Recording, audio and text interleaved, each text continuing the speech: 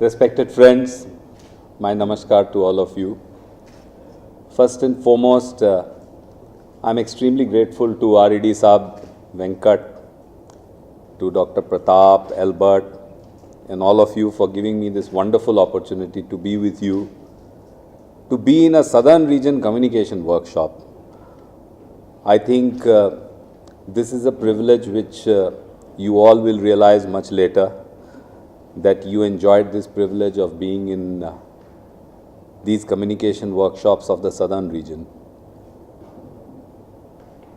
These communication workshops are unique to NTPC. They are being held in every region, many plants also.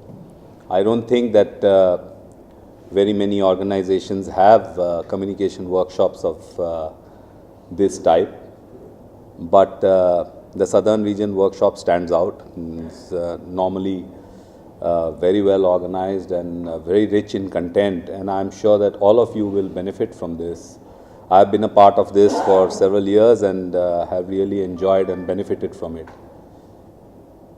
Corporate communication is not just a very, very important attribute of any leader, but it's also an obligation.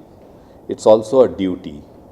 I think it is the duty of all leaders, of all senior people, of managers who manage teams, who manage organizations. It is their duty to communicate effectively, and it's also an art which is an essential attribute of a good leader. I think that we get these opportunities to develop these skills. This is something great and a great opportunity which we get in NTPC. Imagine a world without communication, especially today's world where communication has now got converted into what is known as information technology. But imagine a world right from its beginning without communication. We would be deprived of such knowledge of our prophets, of so many saints, of so many great people who have taught us how to live. Life would have become meaningless. We would have lived like animals if we didn't have our scriptures, if we didn't know what the prophets wanted and the way that they showed to lead a life on this planet. Even otherwise, in practical life, I'm sure that many of you are familiar with this old McKinsey report, where this was, I think, maybe 10 years back. Maybe many of you have heard about it, many of you have read it, where McKinsey came out and said that while India has the largest pool of technical manpower, more than 25% of this manpower is unemployable. They are of no use.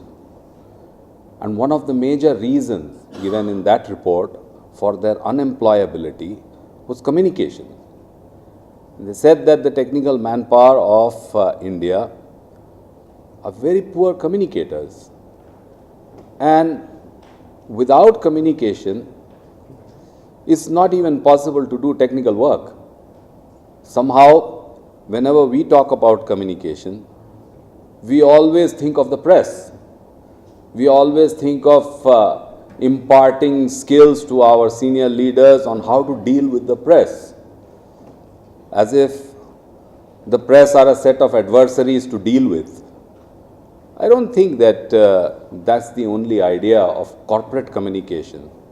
Corporate communication encompasses external as well as internal communication, and no leader can be effective if he is not able to communicate his vision, his desires, his idea of what needs to be done and where the organization needs to be taken.